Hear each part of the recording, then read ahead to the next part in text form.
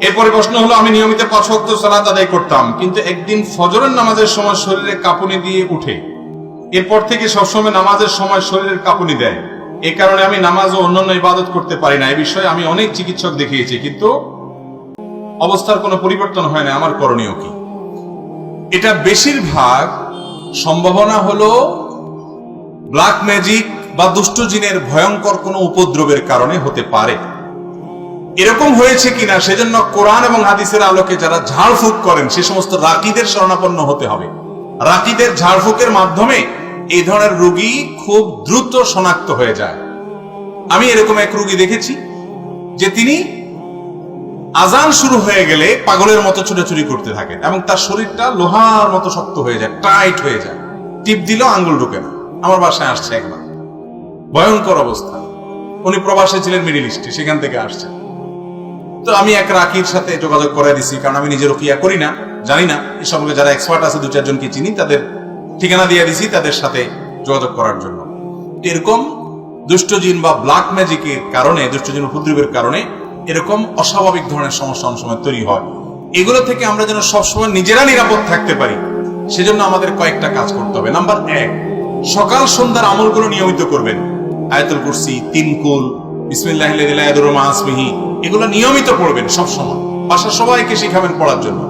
Number 2, বাসা বাড়িতে ঢোকার সময় বিসমিল্লাহ বলে ঢুকবেন, খাওয়ার সময় বিসমিল্লাহ বলে খাবেন, ওয়াশরুমে যাওয়ার সময় বিসমিল্লাহ যাবেন। ওয়াশরুমে শয়তান থাকে, দুষ্ট জিনের ঠিকানা হলো ওয়াশরুম, নোংরা জায়গা, নাপাক জায়গা। এখানে ঢোকার সময় বিসমিল্লাহ বলে ঢুকবেন, বেরোয়ার সময় দোয়া পড়বেন এবং ওয়াশরুমের দরজা বন্ধ করে রাখবেন। বাসা যেই ঢুকবে বিসমিল্লাহ ছাড়া কেউ ঢুকবে না। বিসমিল্লাহ ছাড়া ঢুকলে হাদিসে আসছে শয়তান সাথে ঢুকে, বিসমিল্লাহ বললে আর শয়তান ঢুকতে পারে না। এরকম অনেকগুলো আমল আছে, এগুলো যদি নিয়মিত করা যায়, বিশেষ করে সকাল সন্ধ্যার আমল আর যে বিসমিল্লাহর আমল, যেটা বাসায় ঢোকার সময়, খাওয়ার সময় এবং ওয়াশরুমের কথা বললাম।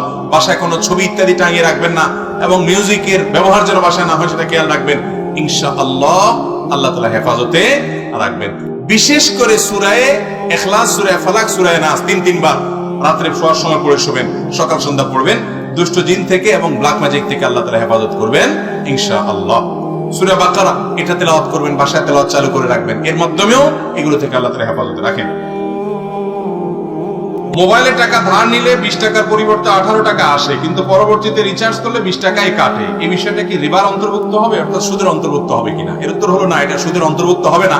মোবাইলে আমরা প্রায় লোন নেওয়া লাগে অনেকে, যে টাকা শেষ হয়ে গেছে, এখন মোবাইল কোম্পানি বলে তুমি লোন নিতে পারো। তো লোন নিলে দেখা যায় 2 টাকা কম দেয়। এই যে 2 টাকা কম নিল পুরাটা, তাহলে লোন নিলাম আবার কম বেশি হয়ে গেলে তাহলে সুদ হবে কিনা? উত্তর হলো না, সুদ হবে না। সুদ হবে না এই জন্য যে সুদের যে সংজ্ঞা সেটা এখানে খাটেই না। এটা আসলে ওইরকম আপনার এক্সচেঞ্জ যোগ্য যে নগদ টাকা পয়সা, এই ব্যালেন্সটাকে ওটার মধ্যে ফেলানোই যায় না, যার কারণে সুদ বলা কঠিন। সুদ না, এটাকে সুদ বলা যায় না, সুদ না এটা। আর দ্বিতীয়ত, অনেক কোম্পানি আছে যেগুলো কাটে না, হুবহু যা আছে সেটাই দেয়। আবার অনেক কোম্পানি আছে কাটে, এটা তারা আপনার তাদের যে প্রসেসিং ফি সেটা হিসাবে তারা কাটে। তো প্রসেসিং ফি যদি নাও কাটে, তারপর এটা সুদ হিসাবে গণ্য হবে না। অতএব মোবাইল কোম্পানিগুলো থেকে লোন নেওয়া, ব্যালেন্স আবার সেটা পরিশোধ করা, সেখানে যদি কম বেশি করে সেটা সুদ হবে না।